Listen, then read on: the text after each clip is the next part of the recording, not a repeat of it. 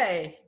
All right. Hey, everybody. This is Nancy from LanguageAgent.com. We're here today with Emmy Estacio from Self-Publishing Made Simple. She's a book coach who helps you turn your passion to a #1 bestseller on Amazon. Oh, hey, Meng. I just gotta call you Meng. So Yes. that's your nickname. Well, that's the thing. We've known each other for so long. You're more than welcome to call me Meng. Only my friends call me Meng, so Yeah. that actually shows that we're friends. Exactly, because you used to have that on your profile. Oh, So, yeah. Well, actually, people call me Dr. Emmy, but because we're friends, so you can call me Meng. right. Absolutely Awesome. fine. So how are you doing? I'm good. Thanks for arranging this. It's actually fantastic to have this conversation about, writing and self-publishing on Amazon. I think it's a really empowering thing to do. If people have been wishing to write their books but not really sure how to do it, well, I think this conversation can serve them. Oh, awesome. Because I've had a lot of questions from people. They have no idea how to start from beginning to end and totally clueless. So tell me about yourself and what you do, a little bit more of A what little you bit just more. mentioned. Well, the truth is my background is in psychology. I'm a chartered psychologist, but I also write self-published books on Amazon. So I've written books such as Change Your Life for Good, Imposter Syndrome Remedy, Fear is Not My Enemy. And I'm also traditionally published. It's not that, I'm self-published, but I'm also traditionally published, writing textbooks in health psychology and so on. But I really love self-publishing simply because it gives me more freedom and control, creative freedom and control, and actually better royalties, when it comes to Yes. self-publishing. So my 3 books have been successful. It all went to #1 bestseller, and people have asked me, how did you do it? You're a new self-published author. How did you manage to get to the top? There's almost this impression that if you're gonna be successful as a self-published author, you probably need PR, and you probably need to be a celebrity to actually be able to compete. But actually, it does just you just need to understand how it works, and once you know how it works, you too can make it to #1 bestseller on Amazon. So that's actually what I do now. I combine my psychology hat on and my self-publishing coach roles to help people to understand that they have what it takes to write a book, but also they need to understand the process, have that confidence that they can write and self-publish a book and launch it successfully on Amazon. So that's me in a nutshell. Oh, that's very much, very much, the meat of it. And you've just mentioned it nicely. Thank you. Just explained it nicely. Kind of stumbling over my words here. so, so it's completely doable. If you can do it, anybody can do it too. So, Absolutely. and we, It's a matter of understanding how it works. I mean, for me as a former academic, writing was sort of the easy bit. Because we've been taught how to write in school, right? And if you yeah. go to university, you have a lot of papers to write. And for me as an academic, we write a lot of research papers. So the writing was the easy part. But the publishing and the marketing, I got really Yes. scared about that because I used to just write, hand it over to the publisher, and they deal with the rest of it. So for me, learning how to self-publish, learning how to sell my books, I found that really exciting, scary at first, obviously, really nerve-wracking and stress-provoking. But once you understand how it works, it shouldn't really be that complicated. And once you understand, you just rinse, repeat, and just carry on and do the next book, have a series, and it goes from there. So it's about educating yourself how it is done and do it, and rinse, repeat. just like learning an instrument or learning a language, basically That's just right.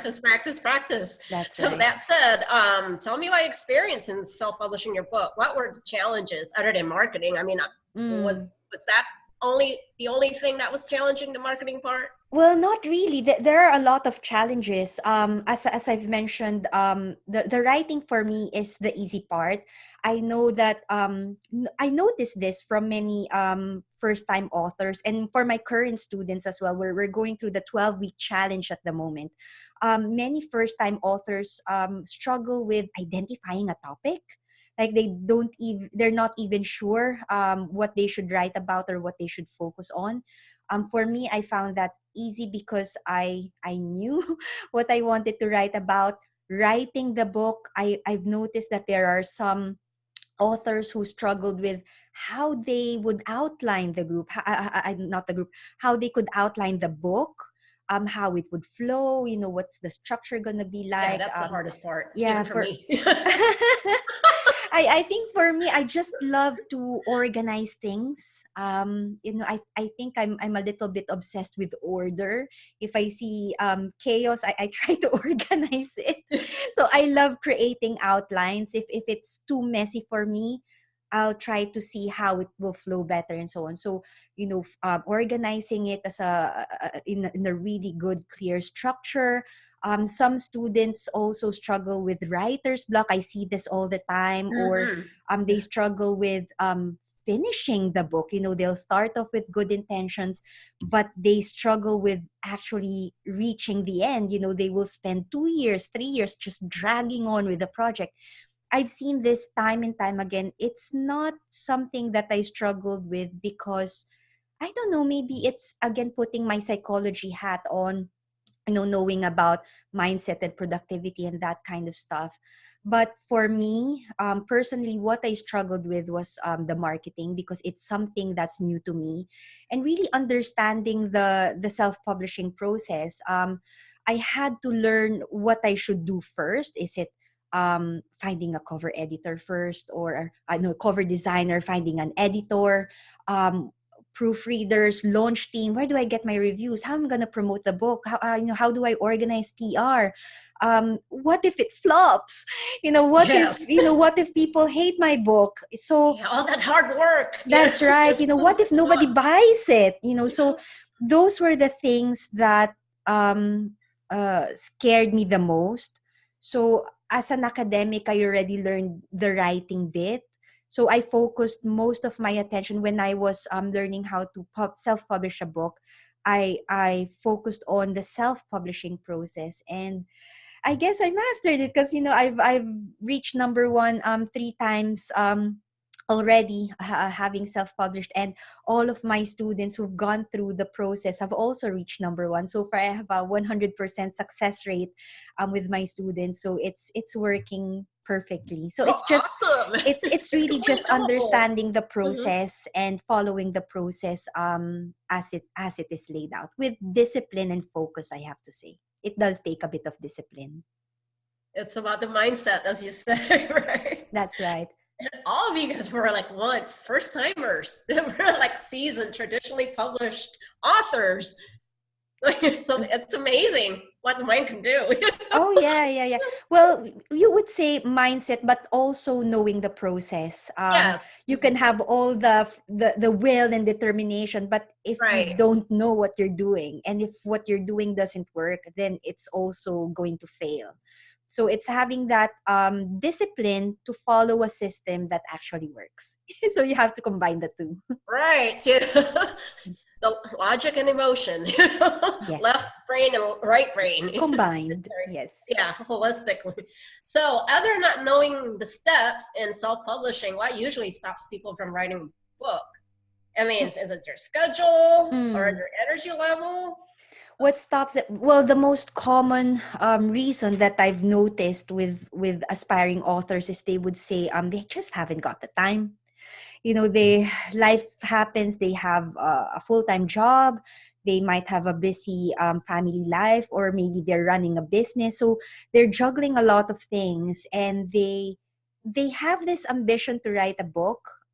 They want to write a book, but finding the time to actually get it done is a struggle. And I've seen a lot of frustration as a result of this, because they know the value of writing a book. They know that it could serve so many people. There are some of my current students, they are writing a book because they've gone through so much hardship in life, and they've overcome the hardship, and now they want to share their story to the world. Or there are those who are really good at what they do, and they want to share their expertise. So they found the time and commitment to write their books, because of that burning passion.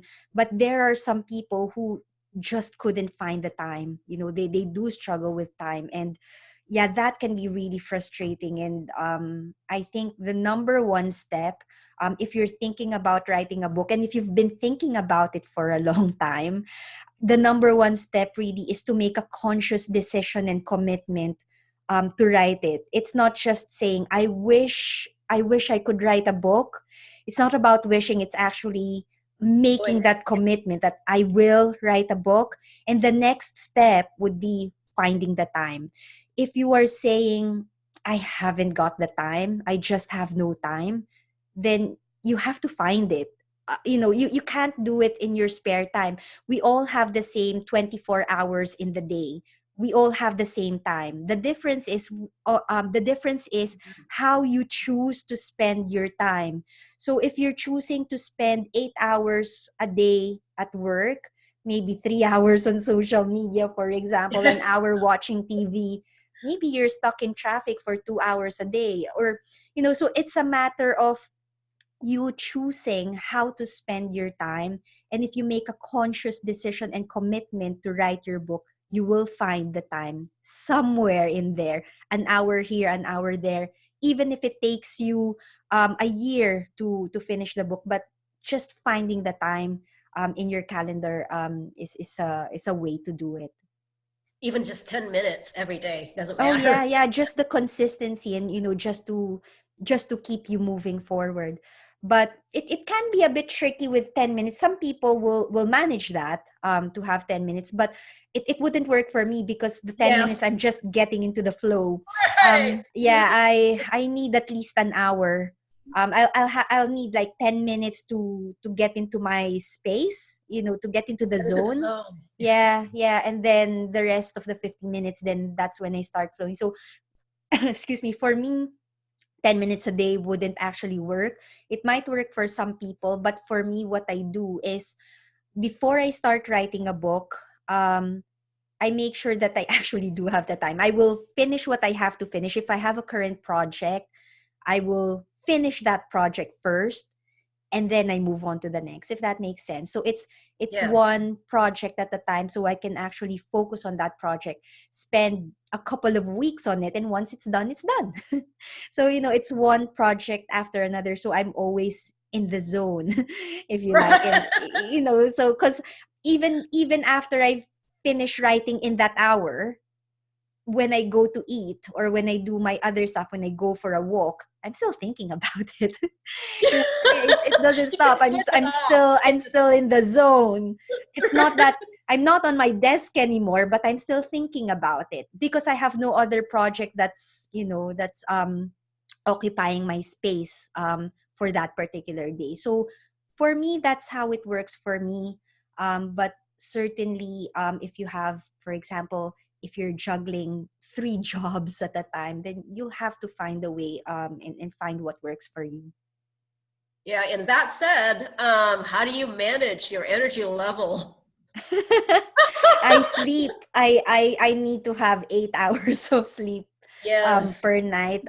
If I get 7 hours, my energy would be really bad. So I make sure that I actually do have 8 hours of sleep every night. And I'm actually quite mindful of how I spend my time.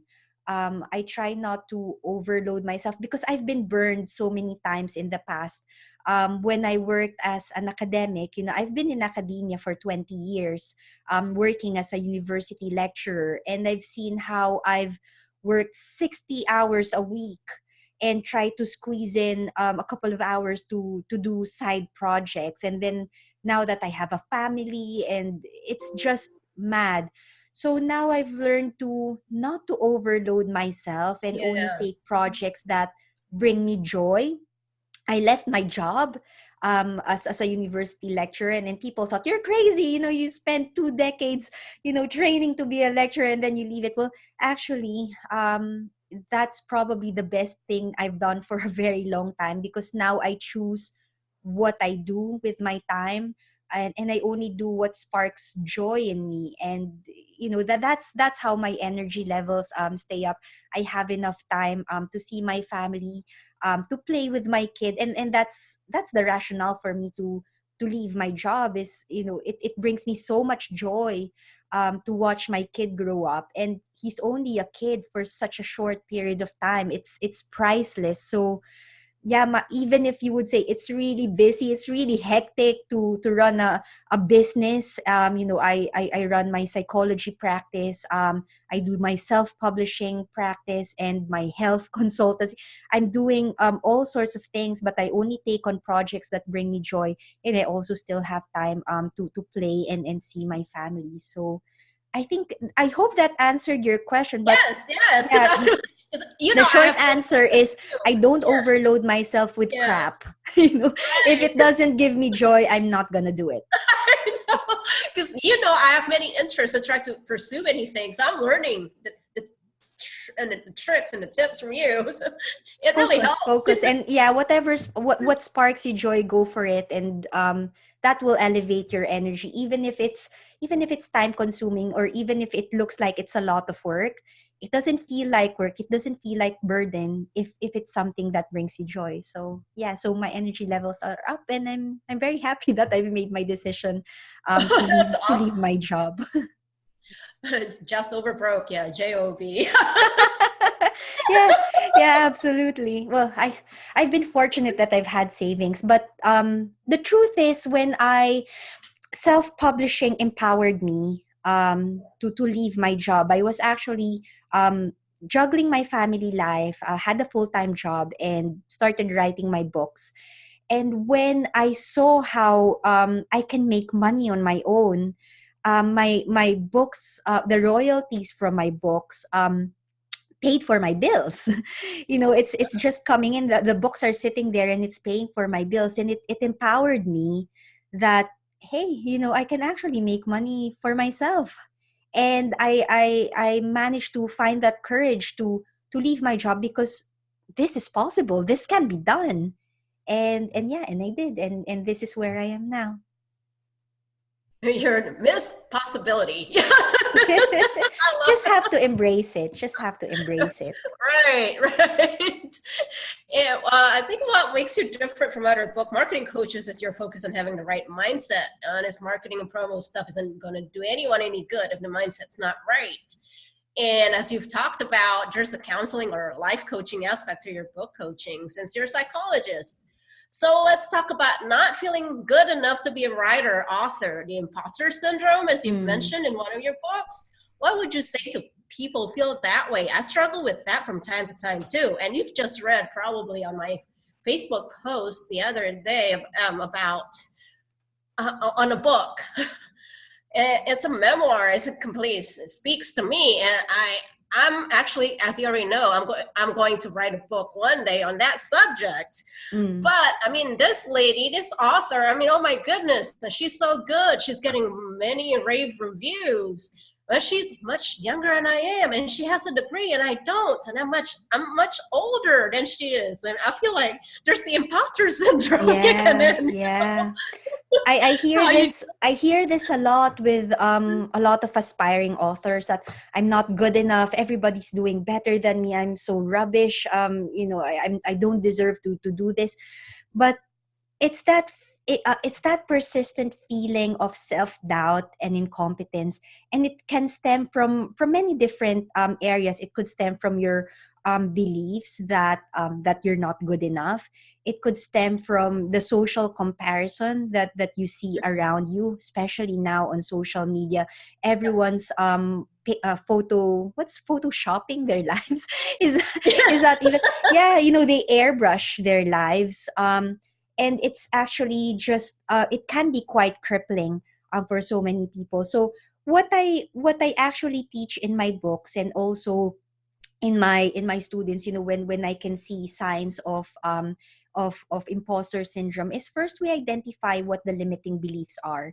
So if they are saying something like, I'm not qualified to write a book, who am I to write about this topic? You have to ask one question first. You have to ask, is it true that you're not qualified to do this? Because if you think about your life, if you think about the experiences that you've had, the qualifications, the results that you've given, for example, for your clients, if you're writing something that would benefit clients and so on, you have to look at the evidence of you being a qualified person to do this. Because most of the time when you say I'm not good enough, that's actually coming from a place of self-pity, I don't know, or self-sabotage. But when you answer the question, is it true? You have to find evidence Mm-hmm. to answer that question. You have to look at your results, your track record, and so on. And more likely than not, you will find evidence to show that you are more than qualified to write about what you're thinking of writing. Otherwise, it wouldn't actually be in your head. You've actually thought about it. So that's a first question. In my books, I call this the TLC technique. It's about understanding your inner critic and giving it a bit of TLC. But TLC doesn't mean tender loving care. It's asking the three questions. The first question is it true? The second question is it logical? So, for example, if you are comparing yourself to other people, like you said, oh, this other person, she's doing so much better than me, and I'm older and she's younger, like I'm so successful, like I'm so bad at this, I'm worthless. First, is it true? Is it true that that other person is doing better than you? It might be true. It might be true that, because, the evidence might show that they've written the book, they've achieved this success and so on. So that might be true. So the second question is it logical? Just because they are successful in this respect, does that actually mean you're a failure? I mean, is the Yeah, that's that right. does it go that way? I mean, is your success or failure determined by their success or failure? It actually is not Doesn't make logical. sense. You're right. It's It doesn't not. compute. Yeah, it's completely unrelated. So, that's yeah. I usually get that response from people. For the second question, is it logical? Just because someone is successful, it doesn't make you a failure. It just means that you're at a different stage in your career. Right now, you're in a different context, so you can't really compare apples and oranges. You know what I mean? So that's the second question. Is it logical? The third question is you have to ask, is it constructive? So you can see someone is successful and you're feeling sorry for yourself. You have to ask, how is that constructive? How is that helping you in any way? And you might realize that actually it doesn't help you in any way. So what you need to do is you have to turn it around, make it constructive, and ask, what are they doing well that I can learn from? So they are successful. Surely there's something that they are doing well that I could model. You know what I mean? So instead of throwing a pity party and just Yeah. feeling sorry for yourself, you actually see their success and look at it as a model, or as a source of inspiration, that this is possible. If that happened to me, if that happened to them, then it could also happen to you. If the Mhm. possibility is there. So instead of making it a destructive thought, you turn it around and make it constructive. So that's usually how I manage even my own imposter syndrome. I experience it from time to time, but at least I am aware where the imposter syndrome is coming from. I embrace my beliefs, even if they are limiting beliefs that sometimes they drag me down. But when I give it a bit of TLC and try to reflect on the questions, is it true, is it logical, is it constructive, it makes me realize that most of these thoughts are untrue, they are illogical, and they are destructive. And that is actually enough to make me turn around and reflect on my thoughts again, without having to dwell on it too much, if that makes any sense. So it helps me to move forward Yes. rather than to cripple me in pity. Yeah, exactly. Give yourself TLC by using TLC technique. That's right. And what I say often is it's about giving yourself a bit of compassion. It's okay to feel this way sometimes. It's okay to feel self-doubt. It's okay to feel sorry for yourself sometimes, but just be aware that that's part of the human experience. You just don't need to dwell on it for too long. Embrace that it's Yeah. happening. Understand where the thoughts are coming from, where the beliefs are coming from, and then reflect on where is it coming from. Are they true, logical, or constructive? And if they're not, then you'll have a more informed decision on what you need to do next. Yeah, baby steps. That's right. That's right. And as for the imposter syndrome, does it have anything to do with procrastination? Because I know there's like correlation between Oh procrastination yeah. and self-esteem. Yeah, absolutely. I'm actually just preparing some materials for the group next week, and I'm talking a lot this week about procrastination and time management and that kind of stuff. But it's actually linked with all these feelings of self-worth and self-doubt. It's almost like I'm not good enough to write this, so let's wait for some inspiration, and let's wait until I'm ready. And it Yeah, never comes. It never exactly. comes. The problem is that the more you wait for it, you just it becomes stagnant. Whereas if you try, even if you think it's rubbish, at least you are trying. Mm-hmm. And you keep going, you practice. In my books, I talk about having a fixed mindset and a growth mindset. And when you have a growth mindset, you're more open to taking risks. You're more open to making a fool of yourself, because you don't really worry too much about making mistakes, because it's okay to make mistakes, because you're going to learn from those mistakes, Yep. and you can refine and keep moving forward. In the same way with writing, if you're having, for example, writer's block, Yes, I was going to say that. with writer's block, it's almost like you're scared to write something. It's not that the words aren't flowing. The words aren't flowing because you are scared to write it, because you're scared that maybe it's going to be awful and people will judge Yes. it. And but if you write something, even if you think it's full of rubbish, it's garbage. I think it's garbage there in the States, right? We call it rubbish here in the UK. But it's trash. Yeah, Just trash. write it. You don't have to judge it at this point, because you will have editors. There will be someone who can edit it.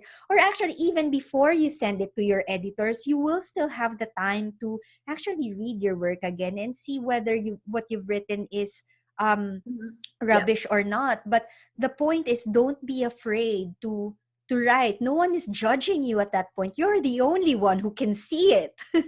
Right. Unless you have someone behind you, and as you're typing and Yeah, literally breathing down your judging, neck. like, yeah. So in terms of writer's block, procrastination, there's a lot of internal thoughts going on in there, a lot of self-doubt and a lot of fear that what you're going to produce is not good enough. But if you let go of that, if you embrace the fact that you can actually, yes, go ahead, right? It's okay if it's really bad right now, but just write, and you can always revisit it next time and refine it and refine it and refine it. For me, if you ask me, it usually takes me 5 or 6 trials. And when I'm really bored, I'll have to go through it again 10 times, 12 times, and I love it. I love, putting new marks. It's like, oh, I haven't seen that before. Maybe I have to, you know what I mean? It's just creating a structure initially, and then you just refine and remodel, and but really, when it comes to procrastination, writer's block, and that kind of stuff, it's really rooted in your self-doubt and your fear of making mistakes. Just do it, just write, let it flow, and then you can always revisit it and revise and have an editor, like Nancy, Exactly. have an editor to fix Just it look for at it. you. Exactly. You're right about that. And okay, now the general big picture stuff. Tell me essentials from beginning to the end, starting from writing all the way to publishing and book marketing and promo. Just the Sure. big picture stuff, Just the not the big big picture. dissertation. Yeah, well, the first, yeah, the first thing that I said earlier is making that conscious decision and commitment to write your book, and then you allocate the time, just hoping that you will write a book, find the spare time. Those are two really important steps. Don't skip it. You need to make Mm-hmm. a conscious decision and commitment to write it. And second, you need to find the time. Because if you're dedicated to actually get it done, you need to find the time in your calendar to get it done. The third is, and this is like the first task almost in my 12-week challenge. I asked them to identify their purpose. I know it's all like, heart based, like where's the marketing, where's the no, we start with the purpose, understand your why, because writing is such a big task. Writing a book is such a big task. You need to ground yourself in your why. So when you stumble upon blocks and challenges, when you're grounded in your why, you'll power through. So it's important, understand your why. And then even before you create your outline, even before you start writing your book, you need to do your market research and keyword research first. It's a common mistake. Oh, Nancy, are you there? Yes, yes, I Oh am. It yes, you're froze for a while. frozen. I You was like, were what happened? frozen. You're frozen. Anyway, so sorry. So yeah, one of the common mistakes I've noticed with new self-published authors is that they get so excited about the prospect of them publishing a book that they start writing immediately. Without a plan or anything, they just keep writing. For some people, it might work because they go with the flow and they go where their inspiration takes them. However, what happens is by the time they finish writing their books, they realize that what they've written is not marketable. That there's no Yeah. demand for the book that they've written. So it will be super hard to sell it if you have no existing followers. If you're a celebrity and you have like a gazillion followers already, no problem. You can write whatever you want. But if you are a new self-published author with no followers yet, you really need to do your market research and keyword research first before you Mm. even start writing, I was going to because ask you that part. Yes. yeah, you don't want to get to the end and saying, oh goodness, I have to sell my book. you know don't finish writing your book and then think about selling. You actually have to think about the marketability of your book idea before you start writing it. So that's Yes. something that I teach my students from week one. Get your market research and keyword research done before you do the outline and then before you start writing. And Smart once move. once it's clear that there's demand for it, that your readers will actually buy that book, it will be so much easier to write, because you would be confident that whatever it is that you're writing, people are gonna buy it, that people will find it interesting, and that's actually something that they need right now. So keyword research, market research, do your outline, and then you start writing your book. After you finish writing the book, there are a whole lot of um, self-publishing steps that you need to take. I couldn't go into too much detail about that Right. now. However, for those of you who are watching this, I actually do have a starter kit, which is like a checklist that will show you all the steps. It's available for free for all of my self-publishing made simple community members, which is also a free group. So all of the steps are outlined there. It's a little bit too complicated to list all of them, but Right. essentially the steps are: you prepare, you do your market research, you start writing, and then you prepare for publication, with all the cover editing, PR, and so on. But that's the self-publishing, as I've mentioned earlier, the self-publishing and marketing bit. There's a sequence that you need to follow to get you to publish it successfully on Amazon, because honestly, you can just upload it after you've written your book. All you need to do is go to Amazon, create your account, upload it there, and that's it. You're published.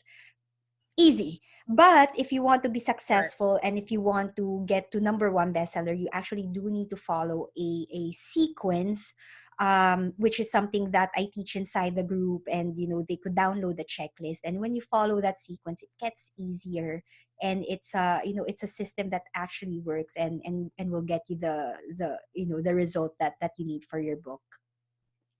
Oh, that's very detailed. Thank you. A lot of people don't even know like where to start. And they would think, oh, just start writing a book and everything else comes later. Nope. No. You have to do No. research. But during writing or after during writing. But so as for author platform or author website, social media accounts, so you have to get them started too at the same time, right? And as you were writing and doing all your research. Yeah. Well, it's you need to have an Amazon account. If you're publishing on Amazon, there's like an author central account. But again, to be honest with you, when I started, um, I. I don't think I was even on Facebook yet. I'm fairly new on Oh, you Facebook. didn't even have a website either, huh? I'm fairly new on Facebook. I didn't have an Instagram account, LinkedIn, or anything like that. But even without a huge social media presence, I actually did manage to get to number one bestseller as a self-published author, and I outranked Tim Ferriss on my first book, which is Wow. amazing. And it's not because I had followers. I had zero followers. I was fairly new on social media. For me, what got me there was, again, following that sequence and having, first of all, the support of my family and friends who were already active on social Very important. media. So even if I wasn't, my family and friends were there, and they supported me. And also, I had the support of book promoters, paid book promoters, which again I talk more about inside my program. And there I do have a list of tried and tested promoters who can help to put your book in front of hundreds and thousands of readers around the world. So for me, even with zero followers and without a social media presence, I still managed to get to number one bestseller as a newbie first time author. Oh, wow. Because most people would just put on social media first and then would market it later, Mm. but you did it the other way around. Yeah, I did it the other way around because I'm a bit of an introvert. I don't think Yeah, same I would. here.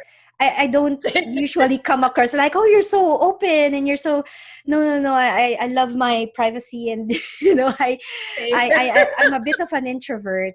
That's why I on social media, I am active inside my group because that's where I teach. But when it comes to sharing everything about my life, I feel quite uncomfortable about that. So I'm not super active on social media, but it actually didn't matter because right now for me my books are still selling because Amazon is selling it for me.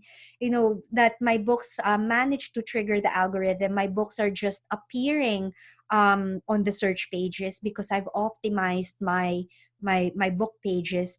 I'm running Amazon ads on autopilot as well. So I don't actually have to be all over social media to promote my books. Amazon is doing that for me, either through ads or through the algorithm. And that's why I love it, because yeah, for me being an introvert, I don't have to do that promotion all the time. I mean, I still go on podcasts, and that certainly helps with the book sale. So whenever I go on a podcast, I see spikes on my audiobook sales, in particular whenever I guest on podcasts. But generally I don't really promote my books that often anymore because Amazon does it for me, which is Oh, fantastic. I never About that, because a lot of people say get your social media accounts, get your author platform or author website. I mean, of course, we Yeah, got to talk about I Amazon, the do. I keyword mean, research, everything. when I started, I do have my I do have my own website. Not necessarily for my books, but for my coaching practice, for example, or for my online courses. You still certainly need that. And actually, when I go on social media, I talk about that instead of my books. So there is still some truth to, appear on social media. You need to be visible and people need to know who you are. But as far as my books go, yeah, Amazon does it for me, and it's wonderful that Oh there's that wow! It platform. does. And well, One-stop shop for marketing. and I actually do have Author Central there as well. So I have an author page on Amazon. I have an author page as well for my website, but it doesn't really matter, because if people are already going on Amazon and looking for books, and my books are appearing when they put keywords on the search bar, because my book page is optimized, like keyword optimized, then that's essentially the trick to getting Amazon to sell the books for you. Oh, so about the keywords and knowing how to put ads and everything. And how about like what is it called? Like it's getting your book metadata too, right? That's So right. getting Yeah, to the categories.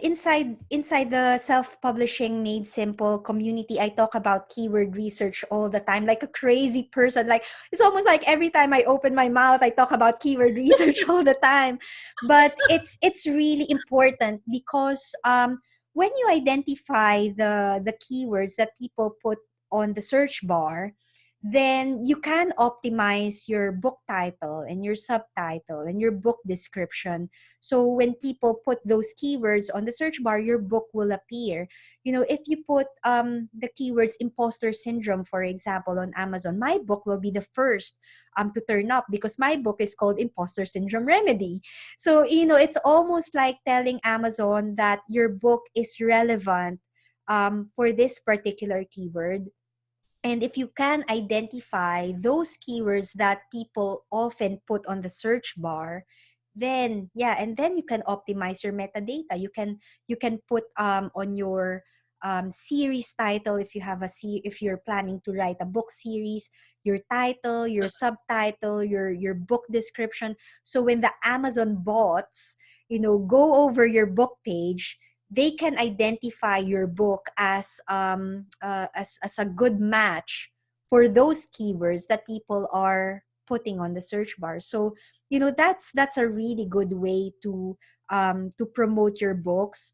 You would want your book to be on at least page one, if not Yes. the first book on page one to appear for those keywords, because when people see your books there, they're more likely to buy it, because it's the first one that they see. So that's why keyword research is really important, identifying those high traffic keywords, those keywords that people are putting in on the search bar, and using those keywords to optimize your book's metadata.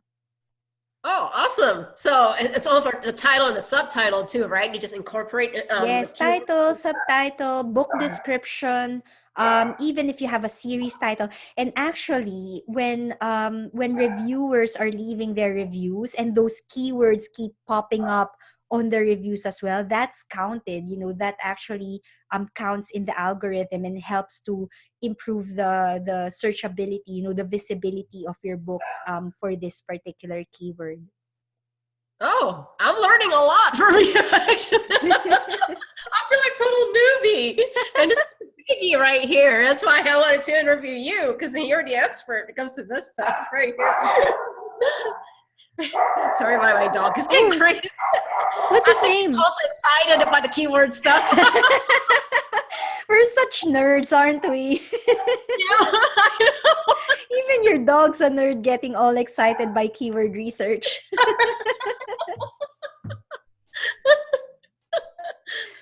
Oh dear. What's his name? Pico. Yeah, Pico. Pico. Yeah. Nice. Oh, Pico Loco. Yeah, Pico Loco. Loco. Pico Loco. Pico Loco. It's my assistant. Well, he's doing a good job looking after you anyway. Don't worry, Pico. I'm not bullying Nancy. So she's fine. Maybe he's trying to defend you or something. He's making some pre-launch buzz. Oh, that's nice. Well, before pre-launch, you need to finish your book first, Nancy. You need to, first of all, get started and actually get it done. And then we'll Yes, have a yes. I was going pre-launch to ask you. You buzz. read my mind, yeah. Could you talk a little bit about that, so just so people can have an idea of what it's all about? The pre-launch buzz, yeah, I go crazy over that because when I see some of my when I see community members in my group launch a book without being adequately prepared for the launch, like they would launch and they have no reviews on their books, I go crazy. It's like, no, before you launch, you actually do need to follow certain steps before you announce to the public that you're ready to launch. And one of the things that I talk a lot about the pre-launch buzz is organizing your launch team.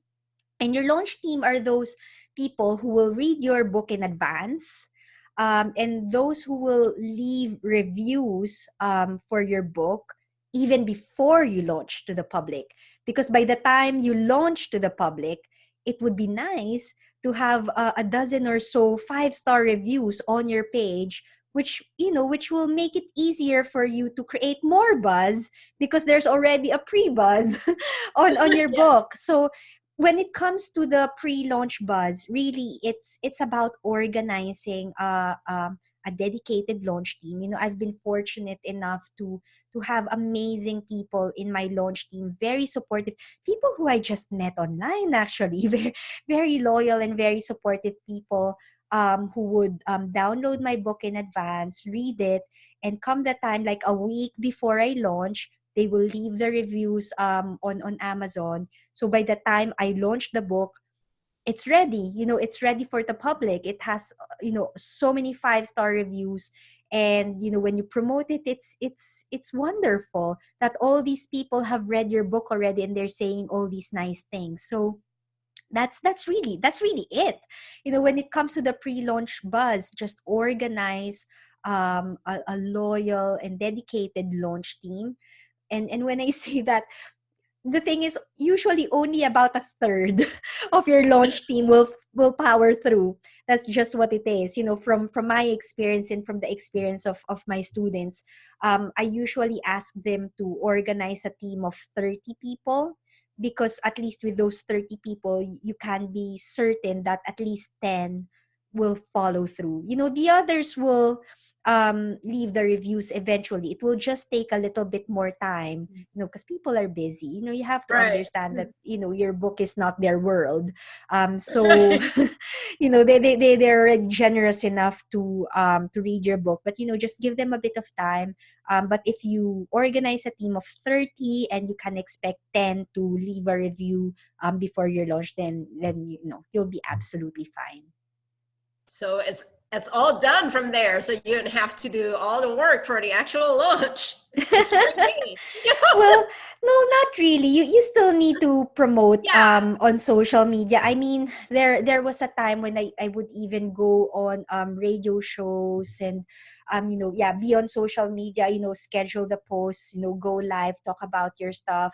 There are some people who would even guest blog or go on podcast, so they go all out with the launch. And once you hit the number one spot, grab that screenshot and show everyone and thank everyone for the support that they've given you. And actually, it brings people so much joy, especially when they've helped you to get there and they see you get there. They celebrate with you. It feels like they've been part of something special, and your success will also be their success, and you all celebrate together when your book actually reaches number one. Oh, wow. I'm learning a lot more. We don't settle for anything less. We only Oh, just aim for number one. because it can Yes. be done. It can be done. It can be done. Yeah.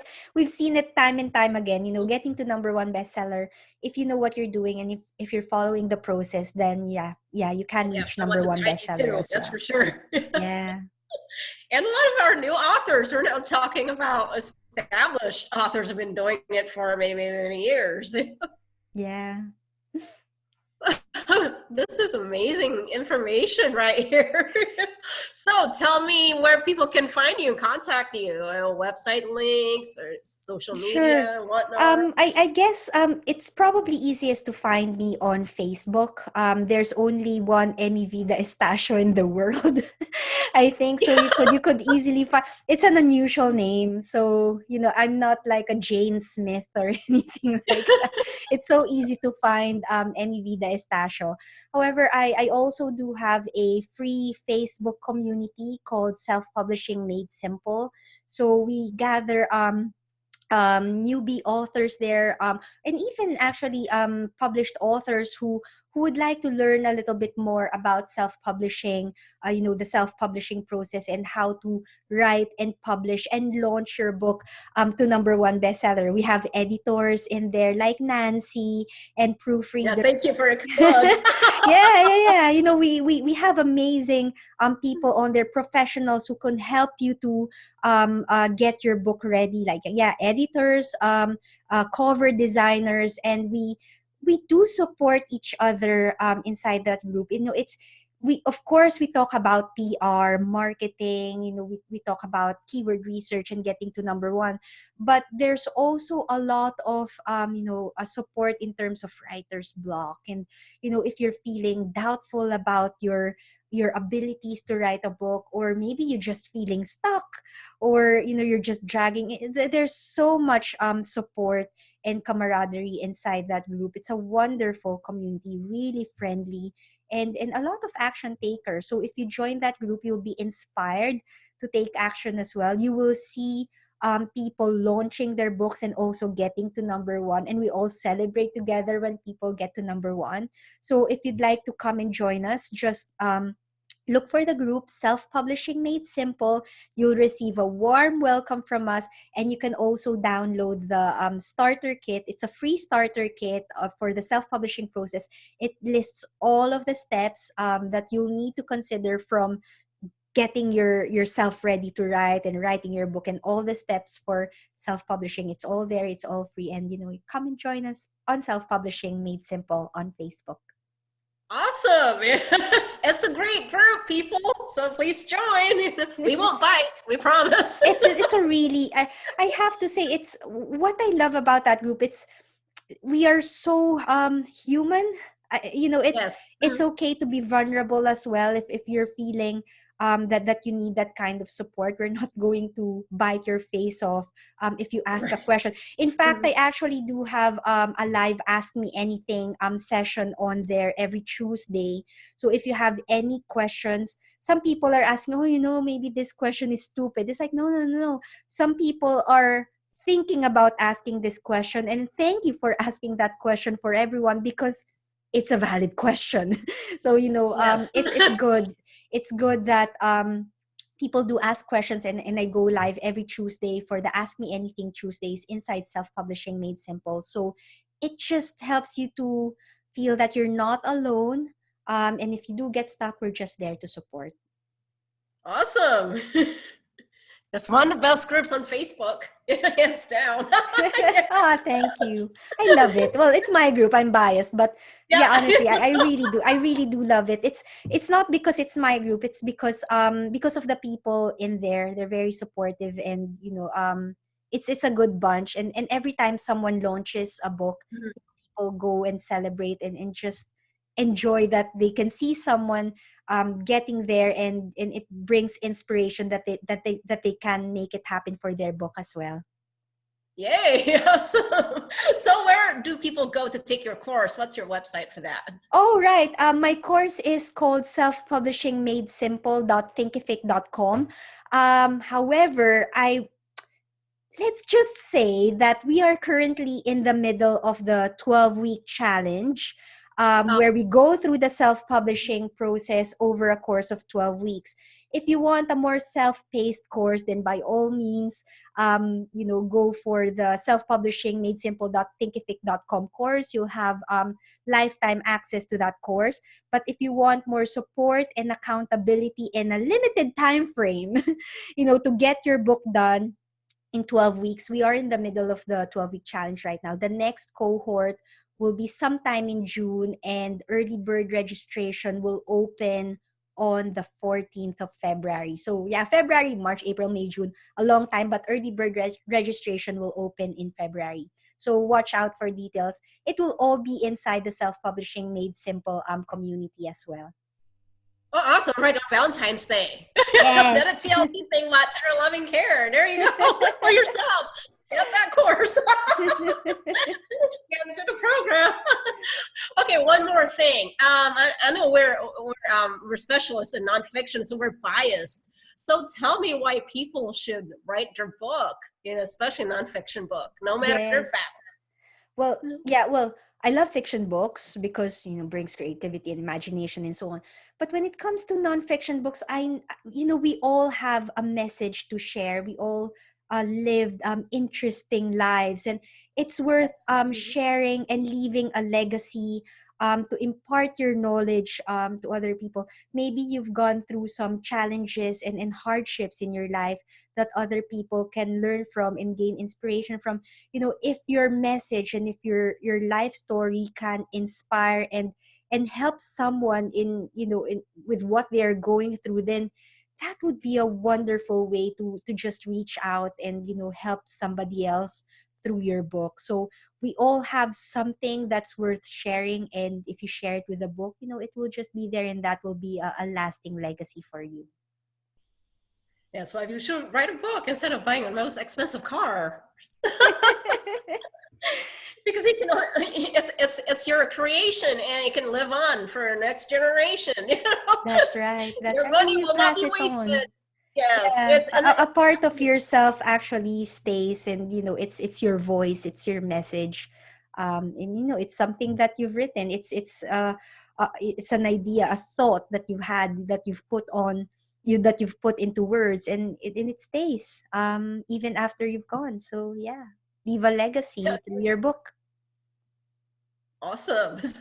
Any famous last words? Oh no famous last words yet. Not ready yet. But no, for this interview anyway, I have to just do it. Just do it. If you've been inspired to write a book, do it. If you're scared to write a book, think about where that fear is coming from. Embrace that fear and give it a bit of TLC, and you might realize that fear is coming from somewhere. I don't know where that fear is coming from, but it's coming from somewhere. You need to understand that fear, embrace that fear, be compassionate towards that fear, and manage it and handle it so you can move forward and get on with what you have to do. All right. That's a great way to end this interview. Yes. We'll have some more in the future for sure. That would be wonderful. But I hope you found this useful, and whoever's watching this interview, I hope you found it helpful as well. Yeah, because I have a lot of requests for how-tos of self-publishing. So here we have it. And thank you so much for being willing to be interviewed, and with working out the kinks, and gotta love technology. Well, we've done it. So Zoom is fantastic. Zoom is fantastic. Yeah. And we didn't know Facebook took out the feature, that option for the interviews. It's okay. Zoom still works. Yeah. Right. All right. So is that it? Are we done, Nancy? Thanks for having me. Oh, thanks for being willing to jump in. Thanks. Bye for now. Okay, bye. Bye.